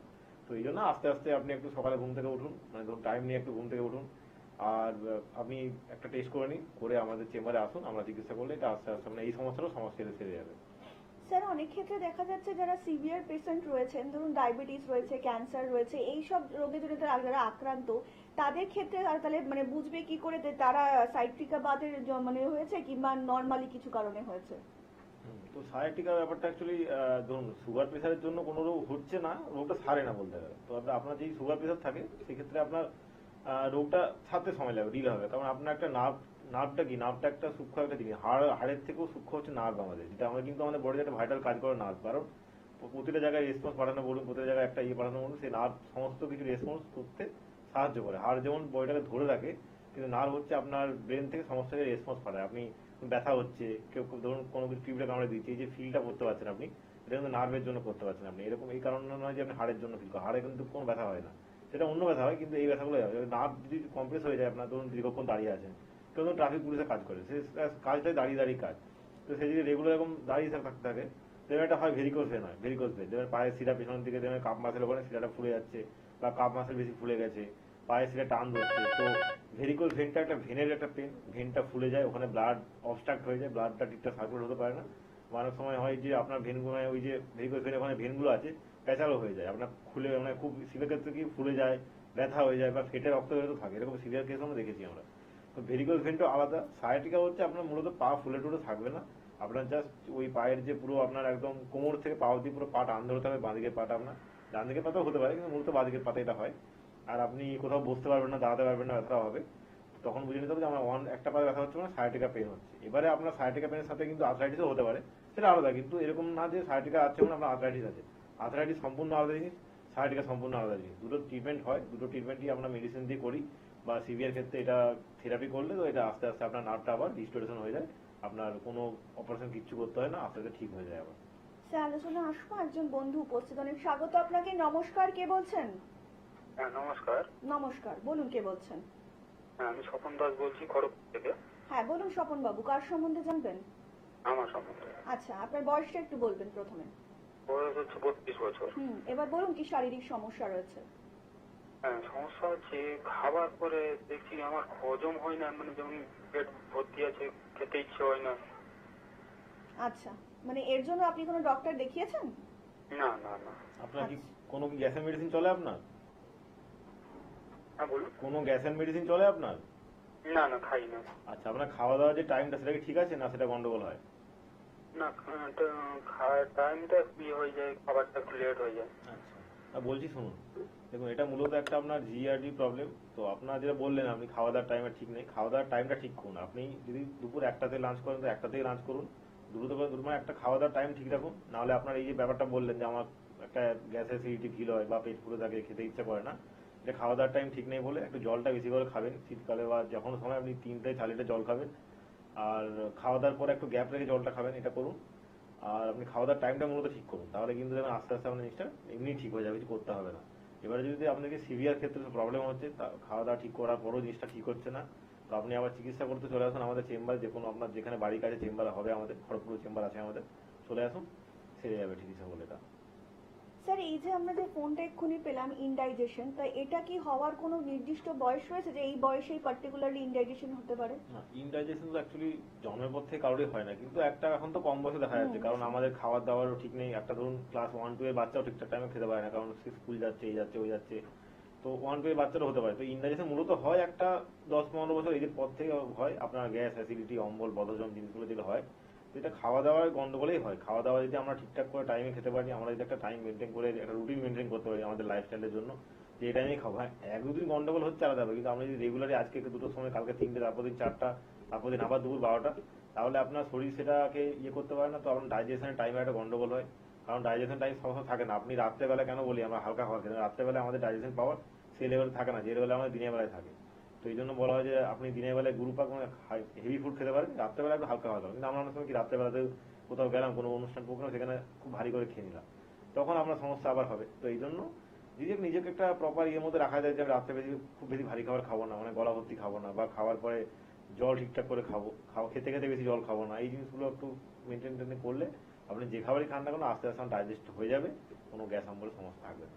স্যার অনেকেই আছেন যে যখন এই প্রবলেমটা হচ্ছে কিংবা দেখা যাচ্ছে, তখনই দেখা যাচ্ছে যে একটা সে মেডিসিন কনজিউম করে নিল, কিছুক্ষণের জন্য তার তো রিলিফ হয়ে গেল, কিন্তু আবার দেখা দিচ্ছে। কিন্তু এই যে একটা প্রপার ওয়েতে নেগলিজেন্সি করা, কিন্তু সেই নেগলিজেন্সির জন্য আর কি কি ধরনের সিভিয়ার অসুখ হতে পারে যদি একটু দর্শকদেরকে বলেন। এই গ্যাস অম্বলের ক্ষেত্রে কি হয়, একটা এখন তো অনেক মেডিসিন থাকে, অনেক ড্রিঙ্ক থাকে, বলে আপনি এটা খেয়ে নিন, একটা হেলথ ড্রিঙ্ক টাইপের খেয়ে নিন, দেখবেন 10 মিনিটের মধ্যে আপনার ব্লোটিং মানে আপনার ঢেকুর দিয়ে দেবে, ঠিক হয়ে যাবে। তো এটা কি হলো, আপনার ব্যাপারটাকে সাময়িকভাবে আপনাকে জিনিসটাকে ঠিক করে দেওয়া হলো, কিন্তু আপনার যদি ভেতরে সমস্যা থেকে থাকে যে আপনার গ্যাস অ্যাসিডিটি হচ্ছে, এই কারণে এই জিনিসটা ঠিক করতে হবে। আপনার স্টোমাকে খাওয়া ঠিকঠাক করে ডাইজেস্ট হচ্ছে না, আপনার স্টোমাকের মধ্যে কোনো আলসার আছে বা এই আছে ওই আছে, বিভিন্ন কারণ থাকে। তখন আপনি এগুলো তো সাপোর্ট, উপর থেকে আমি কিছু একটা করে দিলাম, যেমন একটা রাস্তা ভেঙে গেছে, রাস্তার উপরে অনেক সময় রাস্তাটাকে যারা ঠিক পুরোপুরি না ঠিক করে দেন, উপরে একটা কিছু করে দিল, আবার দুদিন পর আবার জায়গা ভেঙে যাচ্ছে, তখন কি করে পুরো রাস্তাটা খুঁড়ে ঠিক করতে হবে। তো সেরকম উপর দিয়ে জিনিসটা ঠিক না করে আপনি ভেতর থেকে ঠিক করেন যে কেন সমস্যাটা হচ্ছে, বা একদম যে কারণে আপনার সমস্যাটা হয়, যে কারণে অ্যাসিডিটি হচ্ছে, যে কারণে গলা উজলা করছে, সেই সমস্যা চিকিৎসা করলে আপনার জিনিসটা ওই টুকটাক মেডিসিন লাগবে না। যে আপনি একটা এখন তো অনেকে ডিপেন্ডেন্ট থাকে যে আমি একটা কোথাও বাইরে খেতে যাচ্ছি, একটা গ্যাসের ট্যাবলেট খেয়ে নিই, কারণ না খেলে কাল সকালে আমার সমস্যা হয়ে যাবে। তোকে ধরে এনে যে সমস্যা হয়, সমস্যা তো হবেই না, কিন্তু সে এমনি ডিপেন্ডেন্সি করছে, কি দরকার আমার সমস্যা হয়ে গেলে সমস্যা হবে, তার থেকে আমি খেয়ে নিই। তো এই জন্য ডিপেন্ডেন্সি করা চলবে না। আপনি ঠিকঠাক করে নাও কি হয়তো সমস্যা হবেই না, আপনার সমস্যা না হলে ওষুধ খাবেন না, মানে কোনো কারণ ছাড়াই যে আপনি মেডিসিন খেতে থাকেন, তার একটা সময় শুধু আপনাকে খাওয়ার জন্য একটা মেডিসিন, ব্যথার জন্য একটা মেডিসিন, মানে বিভিন্ন জন 3-4টা কারণে 3-4টা মেডিসিন চলবে, আস্তে আস্তে বডি ইমিউনিটি করা আপনার কমে যাবে। স্যার আলোচনা আসবো, আরো একজন বন্ধু উপস্থিত, অনেক স্বাগত আপনাকে। নমস্কার, কে বলছেন? নমস্কার, আমি দেওড়াপল্লী থেকে অমিত দত্ত বলছি। হ্যাঁ বলুন, কার সম্বন্ধে জানতে চাইছেন? আমার সম্বন্ধে জানো? আচ্ছা, আপনার বয়সটা একটু বলবেন। 37। হ্যাঁ, এবার বলুন কি শারীরিক সমস্যা আপনার? সমস্যা বলতে আমার ঘন ঘন প্রচুর ঠান্ডা লাগে, আর ঠান্ডা লাগার পরে কোনো অ্যান্টিবায়োটিক খাওয়ার পরে একটু জাম মানে বসে যায়, মানে আর রাতে ঘুমোতে পারি। আচ্ছা, এর আগে আপনি কোনো ডাক্তার দেখিয়েছেন? হ্যাঁ দেখিয়েছি, কিন্তু কোনো সুরাও হয়নি। এখন আয়ুর্বেদিক পদ্ধতিতে ট্রিটমেন্ট করাতে চাইছেন? হ্যাঁ একদম, আপনি শুনুন স্যার বলছেন। কোনো অ্যালার্জি টেস্ট করেছিলেন আপনি? না না কোনো কিছু করেননি, জাস্ট মেডিসিন খেয়েছেন, ঠিক হয়েছে, আবার হচ্ছে, আবার এটা হয় না? হ্যাঁ হ্যাঁ হ্যাঁ হ্যাঁ বলছি শুনুন, আপনি দেখুন আপনার যে সমস্যাটা হচ্ছে, আপনার সিমটম শুনে মনে হচ্ছে আপনার একটা অ্যালার্জি ব্যাপার আছে, বা কমন কোল্ড বা অ্যালার্জি রাইনাইটিস আপনার আছে। তো এটার জন্য তো টেস্ট করতে হবে আপনাকে। আমি একটা মেডিসিন জাস্ট দিয়ে দিলাম, খেলেন, ঠিক হয়ে গেল, এটা তো সমাধান। আপনি নিজেই বললেন যে আমি অ্যান্টিবায়োটিক খাই, ঠিক হয়ে যায়, কিন্তু বুকে আমার কফটা থেকে থাকে, পরবর্তীকালে আমার আরো সমস্যা হচ্ছে, বুকে কফ জমে আছে, বুকে ব্যথা করছে, নিজেই বললেন আপনি।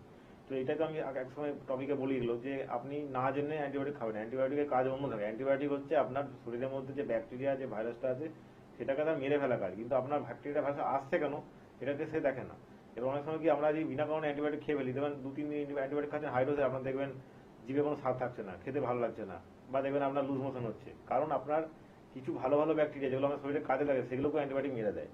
তো এই জন্য বিনা কারণে না কোনো প্রপার ডায়াগনোসিস করে, কোনো টেস্ট করে এইসব অ্যান্টিবায়োটিক খেয়ে চিকিৎসা করবেন না। আপনার জিনিসটা হচ্ছে আপনার অ্যালার্জির জন্য। আপনি আপাতত চিংড়ি মাছ, ডিম, বেগুনের 3টে জিনিস খাওয়া বন্ধ করুন। আপনি ফুলকপি, বাঁধাকপিটা কম খাবেন, শীতকালে এগুলো বেশি পাওয়া যায়, কম খাবেন। একটা আইজি টেস্ট করুন, করে আমাদের চেম্বারে আসুন। আপনার এই যে সমস্যাটা হচ্ছে, কেন হচ্ছে, কি কারণে হচ্ছে, আমরা এটার জন্য কোনো অ্যান্টিবায়োটিক তো দেবোই না আপনাকে, এমনি চিকিৎসা করবো, এমনি ইয়ে করবো। আর ঠান্ডা লাগছে মানে আমরা ধরে নিতে আপনার অ্যালার্জি আছে, সেই জন্য ঠান্ডা লাগছে। নাক মুখ একটু বেঁধে থাকুন, কারণ ধুলোবালি ঢুকলে আপনার একটা ঠান্ডা লাগার ব্যাপার থাকে, একটা অ্যালার্জি, হাঁচি কাশি হবে। আর এটার জন্য কোনো প্রপার কোনো মেডিসিন খাবেন না, যে মেডিসিন খেয়ে নিলাম, একটা খেয়ে নিলে ঠিক হয়ে যাচ্ছে, করবেন না। এটা করলে পরবর্তীতে কিন্তু মেডিসিনের ডোজ বাড়াতে হবে, আর আপনার এই জিনিসটা অন্যদিকে চলে যেতে পারে। তো এই জন্য আমাদের এখানে আয়ুর্বেদিক চিকিৎসা এটা খুব ভালোভাবে আছে, আপনি চিকিৎসা করতে এলে এটা সেরে যাবে। একটা আইজি টেস্ট করে আসুন জাস্ট। আয়ুর্বেদ একদম কিন্তু সম্পূর্ণ প্রাচীন একটি পদ্ধতি, যাকে বলে 5000 বছরের পুরনো একটি পদ্ধতি, যে পদ্ধতির মধ্যে দিয়ে কিন্তু আপনি শারীরিক এবং মানসিকভাবে সম্পূর্ণ সুস্থ হয়ে উঠতে পারবেন। আগামী দিনগুলোতে আপনি যে দিনগুলো আসতে চলেছে সেই দিনগুলোতে আপনি যে সকল মেডিসিন আছে সেই মেডিসিন কনজিউম করবেন নাকি সুস্থ স্বাভাবিকভাবে নিজের জীবনকে গড়ে তুলবেন সেটা কিন্তু সম্পূর্ণ আপনারই হাতে। আপনি যদি চান সুস্থ স্বাভাবিকভাবে বাঁচতে তাহলে কিন্তু অবশ্যই আপনাকে হাত ধরতে হবে এনবিপি রানি অ্যান্ড আয়ুর্বেদা রিসার্চ সেন্টারে, যেখানে সম্পূর্ণ আয়ুর্বেদিক পদ্ধতিতেই কিন্তু আপনার যে কোনো শারীরিক সমস্যার ট্রিটমেন্ট করা হয়ে থাকে, যাকে বলে একদম root treatment, report bounce time bound ট্রিটমেন্টই কিন্তু এখানে করা হয়ে থাকে, একদম যাকে বলে রুট ট্রিটমেন্ট। আর এই রুট ট্রিটমেন্টটা কিন্তু আপনারাও জানেন ভীষণ দরকার, কারণ রুট ট্রিটমেন্ট যদি সঠিকভাবে না হয় তাহলে কিন্তু আমরা জীবনে এগিয়ে যেতে পারবো না। আমরা আরেকটু আলোচনায় আসবো, কিন্তু এখন বন্ধু উপস্থিত, অনেক স্বাগত আপনাকে। নমস্কার, কে বলছেন? নমস্কার, নমস্কার, বলুন কে বলছেন? আমি হাওড়া থেকে বলছি, অভিত পাঠাচ্ছি। হ্যাঁ বলুন, কার সম্বন্ধে জানবেন? আমার সম্বন্ধে জানতে। আচ্ছা, আপনার আগে বয়সটা বলবেন। 32 প্লাস। এবার বলুন কি শারীরিক সমস্যা রয়েছে আপনার? শারীরিক সমস্যা হচ্ছে গত পাওয়া খানিকটি বেশ কিছুদিন ধরে গোড়ালিতে ব্যথা করছে। এবার বুঝতে পারছি না এই ব্যথাটা কেন করছে, এবং রাতে যখন ঘুমোতে যাচ্ছি তখন অব্দি ব্যথাটা থাকছে। আচ্ছা, এটা বেশ কিছুদিন কতদিন ধরে হচ্ছে? 7-8 দিন না আরো বেশি? এটা প্রায় মাঝখানে ধরে সমস্যাটা হচ্ছে, এবং হাঁটাহাঁটি করলে সমস্যা থেকে বেড়ে যাচ্ছে এবং গোড়ালিটা পড়ে যাচ্ছে। ঠিক আছে, বলছি শুনুন। দেখুন, একটা আপনি গোড়ালি এক্সরে করে নিন, এটা আপনার ধরে নিন আপনার এটা ক্যালকেনিয়াস পার হয়েছে, মানে আপনার গোড়ালির যে হাড়টা থাকে আমাদের হিলে, সেই হাড়টা বেড়ে গেছে নর্মালের তুলনায়, সেই জন্য ব্যথা করছে, বোঝেন ফুলে যাচ্ছে। এটা আপনার হয়েছে, আপনি দীর্ঘক্ষণ হয়তো দাঁড়িয়ে থেকে কাজ করেন, বা আপনি খালি পায়ে হাঁটাচলা করুন, বা দেখুন আপনার হয়তো স্ট্যান্ডিং টাইমটা বেশি থাকবেন, আপনি সারাদিনে ধরুন হয়তো 7-8 ঘন্টা দাঁড়িয়ে আছেন বা 5-6 ঘন্টা দাঁড়িয়ে আছেন, তো এটা অ্যাকচুয়ালি এই কারণেই হয়। তাও একটা এক্সরে করুন, হয়তো হতে পারে ইউরিক অ্যাসিডের জন্য হচ্ছে এটা, এক্সরেটা করে দেখুন কি কন্ডিশন হয়ে আছে। এটা আপনি এখন আপাতত বাড়ির মধ্যে ডক্টর শু ইউজ করবেন, মানে যেগুলো দেখবেন নরম সোলের যে হাই সোল জুতোগুলো হয়, যে নরম সোল থাকে, কোনো হার্ড সোলের জুতো পরবেন না, সেটা শু হোক বুট হোক কিছু হোক, হার্ড সোল যেটা শক্ত সোল আছে সেই জুতো পরলে কিন্তু ব্যথাটা বাড়বে আপনার আরো। আর এই সময় তো আপনি দীর্ঘক্ষণ দাঁড়িয়ে থাকবেন না, আপনি দাঁড়িয়ে থাকা কাজ হলো আপনি মাঝে মধ্যে বসবেন বা হাঁটাচলা করবেন, বাড়ির মধ্যেও একটা স্লিপার্স পরে হাঁটুন যেগুলো নরম সোলের জুতো হয়, কারণ এটা আপনার অ্যালোপ্যাথিকে বলবে আপনাকে হয়তো একটু সার্জারি করে নিন বা কি করে নিন। সার্জারি করার দরকার নেই, কারণ সার্জারি করলেও কোনো গ্যারান্টি নেই এটা আপনার আবার রিগ্রোথ করবে না, আপনাকে আবার গ্রোথ করতে পারে। এটা হয় হচ্ছে অ্যাকচুয়ালি আপনার কোনো কারণে সেখানে সেই জায়গাতে ক্যালসিয়াম ডিপোজিশন হয়ে যাচ্ছে অ্যাবনর্মালি ভাবে, সেই জন্য আপনার ওইখানে হাড়টা বেড়ে যাচ্ছে। এটা একটা সিম্পল একটা জিনিস, ট্রিটমেন্ট করলে এটা আস্তে আস্তে আপনার সেরে যাবে। হ্যাঁ, আপনার যেটুকু হাড়টা বেড়েছে সেটুকুটা থাকবে, কিন্তু আর জিনিসটা গ্রোথ করবে না, ব্যথাটা একদম কমে যাবে আপনার। কিন্তু আপনি আপাতত ডক্টর শু ইউজ করুন, আর একটা ব্লাড টেস্ট করান ইউরিক অ্যাসিডের, আর একটা এক্সরে করান গোড়ালি করে আমাদের এখানে চলে আসুন। আপনার এই জিনিসটা কিন্তু চিকিৎসা করলে সেরে যাবে, ব্যথাও কমে যাবে, আর আপনার গ্রোথ ওখানে স্টপ হয়ে যাবে, আর কোনো বাড়াবাড়ি কিছু বা পা ফুলে যাওয়া থাকাটা আস্তে আস্তে ঠিক হয়ে যাবে। এটা চিকিৎসা করলে সেটা এটা ক্যালকেনিয়াস পার হচ্ছে আপনার। স্যার, অনেক ক্ষেত্রে এই ফোনটার সূত্র ধরে একটু জিজ্ঞেস করতে চাবো যে অনেক ক্ষেত্রেই অনেকে বলছেন, যারা বয়স্করা রয়েছেন তারা বলছেন যে ঘুম থেকে ওঠার পরে সকালে যখন মানে পাটা মাটিতে রাখতে যাচ্ছেন তখন দেখছেন পাটা একটু ফুলে গিয়েছে এবং পাটা একটু ভারী হয়ে গিয়েছে, তাদের একটু হাঁটতেও কিন্তু সেই ক্ষেত্রে অসুবিধা হচ্ছে। তো সেটা যদি একটু দর্শকদের বলেন যে এটা কি কারণে এক্স্যাক্টলি হচ্ছে আর কি। অ্যাকচুয়ালি দেখুন, অনেক সময় কি হয়, আমাদের কেউ ধরুন অনেক বয়স্ক পেশেন্টে কি হয়, অনেকে সুগার প্রেসারের ওষুধ চলে, বা সুগার না চলে প্রেসার মেডিসিন চলে, প্রেসারের মেডিসিনে অ্যাজ এ সাইড ইফেক্ট হিসেবে সময় হয় যে পা ফুলে যাচ্ছে। এটা কিন্তু যাদের দেখবেন প্রেসার মেডিসিন তাদের ক্ষেত্রে বেশি হয়। আবার একটা হয় ইউরিক অ্যাসিড বেড়ে যাওয়ার ক্ষেত্রে, যেটা বললাম। আরেকটা হয় হচ্ছে ক্যালকেনিয়াস পার। তিনটে সম্পূর্ণ আলাদা ডিজিজ। এবারে কারোর ধরুন প্রেসার মেডিসিন কন্টিনিউ চলছে, 5 বছর 10 বছর ধরে চলছে, বয়সও বেশি হয়ে গেছে, সেই ক্ষেত্রে আপনি কি করবেন, পায়ের নিচে বালিশ রাখবেন যাতে পাটা আপনার শরীরের তুলনায় একটু উঁচুতে থাকে।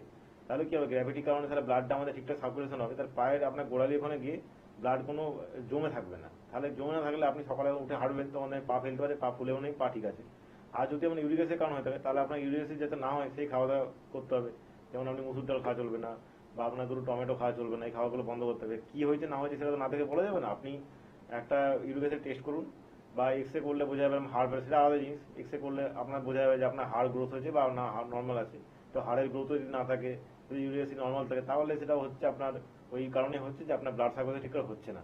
তো আপনি ব্লাড সার্কুলেশন ঠিক করে হয়, পাটা একটু উঁচুতে রাখবেন, উঁচুতে রাখলে দেখবেন আস্তে আস্তে বডির ব্লাড সার্কুলেশন ঠিকঠাক হবে, আর পা আপনার ফুলে থাকবে না।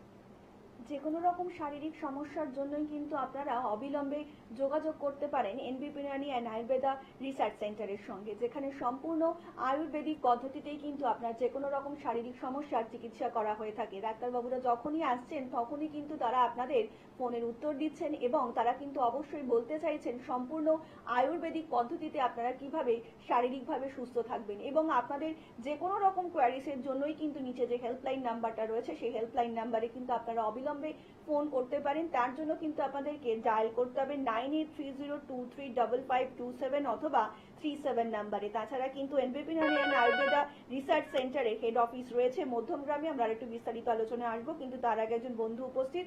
অনেক স্বাগত আপনাকে। নমস্কার, কে বলছেন? নমস্কার, শুভ সন্ধ্যা। আমি সমীর সাহা বলছিলাম কর্মতলা থেকে। হ্যাঁ, অনেক স্বাগত আপনাকে। বলুন, কার সম্বন্ধে জানবেন? নিজের বিষয়ে জানতে চাইছিলাম। অ্যাকচুয়ালি আমার খুব বৃষ্টি হচ্ছে এবং চুল উঠছে খুব। হেয়ার ফল হচ্ছে, তাই তো? হ্যাঁ হ্যাঁ। আচ্ছা, বলুন এবার আপনার বয়সটা বলুন। বয়স হচ্ছে 35 প্লাস। আচ্ছা, আপনি শুনুন স্যার বলছেন। আমরা কি হচ্ছে ড্যান্ড্রফ মানে খুশকি হচ্ছে আর চুল উঠছে, তাই তো? হ্যাঁ হ্যাঁ। এটা কি শীতকালে হচ্ছে না অন্য সময় হতো এটা? এমনি প্রত্যেক বছরে কিছু কিছু থাকে, কিন্তু এই শীতকালে এলেই বেশি হয়। বেশি হয়। ঠিক আছে, আমি বলছি শুনুন। দেখুন, এটা অ্যাকচুয়ালি মূলত হয় আপনার ঠান্ডার জন্য। মানে আপনার ধরুন শীতকালে কি হয়, আমাদের ড্রাই ওয়েদার থাকে, সেক্ষেত্রে আমাদের দেখবেন স্কিনেও অনেকে দেখবেন ছাল উঠে দেবেন। আপনি দেখবেন স্কিনে একটু ঘষাঘষি করে দেখবেন একটা দাগ পড়ে যাচ্ছে সাদা সাদা, কারণ ওয়েদারটা ড্রাই, আপনার বডি ডিহাইড্রেট হয়ে যাচ্ছে, আপনি জল কম খাচ্ছেন বলে বা অন্য কোনো কারণে। এবারে খুশকি মানে কি মাথার ছাল উঠছে। আমাদের স্কালে যে ছাল থাকে যেটা নর্মালি ধরুন অন্যান্য সময় এমনি থাকে, কিন্তু আপনার শীতকালে ড্রাই ওয়েদারে সেই ছালটা উঠতে থাকে, মাথার উপরে লেয়ারটা উঠতে থাকে। এবারে খুশকি ওবে আমার মাথা যদি স্কালের ছাল ওঠে তখন তো আপনার চুল উঠবেই। তো এই খুশকি বা এই যেটা বললাম এটা মেডিসিনের ট্রিটমেন্টও আছে, প্লাস সাথে আমরা কিছু আপনাকে হেয়ার অয়েল বলুন, কন্ডিশনার বলুন, কারণ বাজারে যেগুলো থাকে সেগুলো তো অনেক ব্যাপার থাকে, সেগুলো আপনার প্রপারলি কাজ করবে না, উল্টে আপনার আরও বেশি খুশকিটা হয়তো কমে যাবে কিন্তু আপনার চুল আরও বেশি উঠবে। তো এই জন্য আপনার প্রপারলি একটা ট্রিটমেন্ট করুন। আমাদের তো একটা হেয়ারের আলাদা ডিপার্টমেন্টও এই মুহূর্তে আছে, আমাদের সেটা রয়্যাল এলিগেন্স পরে, সেখানে আপনার এই খুশকি ব্যাপারে বা চুল ওঠার ব্যাপারে চিকিৎসা করা হয়। তো আপনি একবার আমাদের হেল্পলাইনে যোগাযোগ করে চলে আসুন, আপনার এই চুল ওঠার ব্যাপারটাও ঠিক হয়ে যাবে, আর খুশকিটা আস্তে আস্তে আপনার এই সিজনাল যে ব্যাপারটা আছে যে শীতকালে খুশকি বেশি হচ্ছে এটাও পুরো ঠিক হয়ে যাবে, তখন আমার চুল ওঠাও আস্তে আস্তে বন্ধ হয়ে যাবে। কিন্তু আপাতত আপনি জল একটু বেশি করে খাবেন, জল কম খাওয়ার জন্য কিন্তু অনেক সময় আমাদের মাথার চুল ওঠে বা খুশকি হয়। আর একটু বিস্তারিত জানতে অবশ্যই নিচে যে হেল্পলাইন নাম্বারটা রয়েছে সেখানে কিন্তু যোগাযোগ করতেই পারেন আপনার যে কোনো রকম কোয়ারিসের জন্য। তার জন্য আপনাদেরকে ডায়াল করতে হবে 9830235527 অথবা 37 নাম্বারে। তাছাড়া এনবিপি ইউনানি অ্যান্ড আয়ুর্বেদা রিসার্চ সেন্টারের আপনারা হেড অফিস পেয়ে যাচ্ছেন মধ্যমগ্রামে, কলকাতাতে পাচ্ছেন ল্যান্সটাউন, হাজরা, হাতিবাগান এবং খিদিরপুরে, এবং হাওড়াতে পাচ্ছেন দাসনগর, বেলুর, শিবপুর এবং দক্ষিণ চব্বিশ পরগনাবাসীরা কিন্তু পেয়ে যাচ্ছেন আমতলাতে। তাছাড়া কিন্তু আসানসোলবাসীরা এই মুহূর্তে পেয়ে যাচ্ছেন ডক্টর বি শর্মাকে, বর্ধমানবাসীরা পাচ্ছেন ডক্টর এন ভট্টাচার্যকে, মালদাবাসীরা পাচ্ছেন ডক্টর এস ঘোষালকে, বাঁকুড়াবাসীরা পাচ্ছেন ডক্টর এ হালদারকে, বোলপুরবাসীরা কিন্তু আবারও পেয়ে যাচ্ছেন ডক্টর বি শর্মাকে, দুর্গাপুরবাসীরা পাচ্ছেন ডক্টর এন ভট্টাচার্যকে, কোচবিহারবাসীরা পাচ্ছেন ডক্টর এস ঘোষালকে, পুরুলিয়াবাসীরা পাচ্ছেন ডক্টর এ হালদারকে, কাকদ্বীপবাসীরা কিন্তু আবারও পেয়ে যাচ্ছেন ডক্টর এস খাঁকে, ঝাড়গ্রামবাসীরা পাচ্ছেন ডক্টর এ হালদারকে, মেচেদাবাসীরা পাচ্ছেন ডক্টর এন ভট্টাচার্যকে,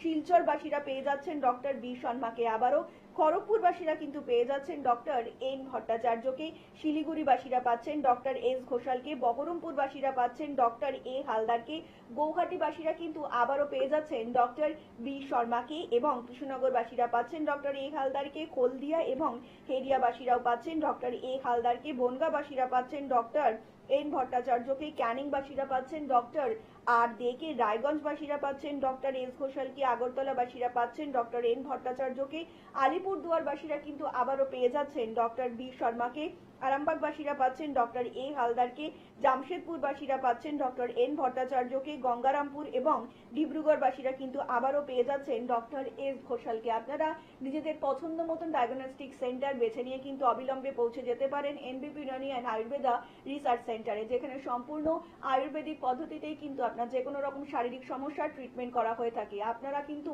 অবশ্যই যদি চান নিজের জীবনকে একটু সুস্থ স্বাভাবিকভাবে গড়ে তুলতে, অবশ্যই কিন্তু তাহলে আপনাদেরকে হাত ধরতে হবে এনবিপি ইউনানি অ্যান্ড আয়ুর্বেদা রিসার্চ সেন্টারে, যেখানে সম্পূর্ণ আয়ুর্বেদিক পদ্ধতিতেই আপনার যে কোনো শারীরিক সমস্যার ট্রিটমেন্ট হয়ে থাকে, যাকে বলে একদম রুট ট্রিটমেন্ট। স্যার আমরা এই যে ফোনগুলো পাচ্ছি, মানুষের কিন্তু বিভিন্ন রকম সমস্যা দেখা দিচ্ছে। তার মধ্যে সব থেকে বেশি লোকের কিন্তু এখন এই মুহূর্তে যেটা ফেস করছেন সেটা হচ্ছে স্কিনের প্রবলেম এবং চুল উঠে যাওয়ার প্রবলেম। তো এনবিপি ইউনানি আয়ুর্বেদা রিসার্চ সেন্টারে এর কি রকম চিকিৎসা রয়েছে যদি একটু দর্শকদেরকে বলেন। চুলের আর স্কিনের জন্য তো আমাদের খুব ভালো একটা আলাদা ডিপার্টমেন্টই করা আছে এখন হেয়ার স্কিনের জন্য, যেখানে আমাদের শুধুমাত্র এই দুটো জিনিসের কি ভালোভাবে দেখা হয়। আর এগুলোর জন্য গতানুগতিকভাবে আমরা কোনো অয়েন্টমেন্ট বলুন বা কোনো শ্যাম্পু বলুন এগুলো না দিয়ে আপনাকে মেডিসিনের ট্রিটমেন্টও করা হয়, সাথে কিছু ডায়েটও বলা হয় যে এগুলো খাবেন বা এগুলো কম খাবেন, এই জিনিসগুলো বলা হয় তাকে। আর ক্ষেত্রে ব্যাপারটা হচ্ছে আপনার জল খেতে হয় বেশি করে, কারণ আমাদের শীতকালে আমরা অনেক সময় কি হয় জলটা কম খাই, জলটা কম খাওয়ার জন্য আমাদের শীতকালে আমাদের ওই স্কিন ড্রাই হয়ে যাচ্ছে। তো এই জন্য আপনি একটু জল ঠিকঠাক করে খেয়ে বডিতে আপনার বডিকে হাইড্রেটেড রাখুন। আর বাকি আমি শীতকালে যে কোনো ধরুন শাকসবজি বলুন ফল বলুন সবই খান, কোনো কিছু বারণ কিছু কোনো কিছুতে নেই, কিন্তু আপনি জলটা বেশি করে খাবেন না, জলটা অনেক কম খাওয়া হয়। বাকি আপনার অ্যালার্জি থাকলে চিংড়ি মাছ ডিম বেগুন এই জিনিসগুলো খাবেন না, চিংড়ি তো খাবেনই না, ডিম বেগুনও খাবেন না। অন্যান্য মাছ খেতে পারেন, কোনো সমস্যা নেই, চিকেন টিকেনও খেতে পারেন, কিন্তু এগুলো করবেন না। বেশি অয়েল ফ্রাই খাবার, বেশি হাই সুগার খাবার, যেগুলোতে খুবই সুগার আছে, প্রসেস ফুড, এগুলো একটু অ্যাভয়েড করবেন, তাহলে আপনি ঠিক থাকবেন। স্যার আলোচনায় আসবো, একজন বন্ধু উপস্থিত, অনেক স্বাগত আপনাকে। নমস্কার, কে বলছেন? হ্যাঁ নমস্কার, স্বাগত আপনাকে অনুষ্ঠানে, বলুন কে বলছেন? হ্যালো, হ্যাঁ আপনি টিভির ভলিউমটা একটু মিউট করে ফোনে শুনুন ম্যাডাম, তাহলে শুনতে পারবেন। হ্যাঁ বলুন কে বলছেন?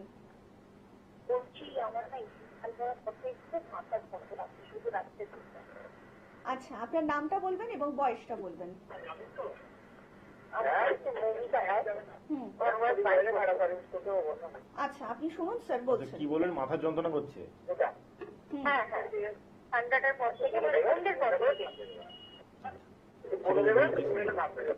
দেখুন মাথার যন্ত্রণা করছে মানে আপনি আপাতত আপনার ধরুন ঠান্ডা লেগে হচ্ছে জিনিসটা। এবার আমি বলছি যে সন্ধ্যের পড়তে কি হয়, বাইরে সিসি টিসি পড়ে, তো এবার আমরা যদি মাথা ঢেকে না রাখি বা আমরা যদি কান মাথা খুলে রাখি তাহলে মাথা ব্যথা তো আমাদের যে কোনো ঘরেই করতে পারে। তো আপনি ঠান্ডাটাকে একটা অ্যাভয়েড করুন, গরম জল খাবেন বাড়িতে গেলে বা বাড়িতে থাকলে, বাইরে থাকলেও চেষ্টা করুন সন্ধ্যের পর থেকে অন্তত গরম জল খাওয়ার। আর ঠান্ডাটা এখন খুব বেশি পড়েছে, আর ঠান্ডার জন্য জিনিসটা হচ্ছে, ঠান্ডাটা আস্তে আস্তে কমে গেলে জিনিসটা ঠিক হয়ে যাবে। আর এটার জন্য আর কিছু না, আপনি সকালে উঠে একটু ধরুন তুলসী পাতা খেলেন 3-4টে, 1 চামচ করে মধু খেলেন, এগুলোতে জাস্ট নর্মালি আপনি এমনি খুব কাজ করবে।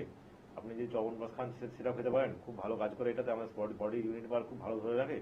এগুলো করুন আর মাথা ঢেকে রাখুন, মানে ব্যাপারটা সন্ধ্যের পর থেকে সকাল অবধি আমাদের কি হয়, যেহেতু রোদ থাকে না তো ঠান্ডাটা খুব বাড়ে, প্লাস হাওয়াতে লাগে। এবার আপনার যদি মাথাতে শিশির পড়ে তো ব্যথা তো আপনার মাথা ব্যথা করবে, যে কোনো কাজই করতে পারে। এটা এখন নিজেকে ঠিকঠাক রাখুন, ঠিক থাকবে, কোনো অসুবিধা নেই।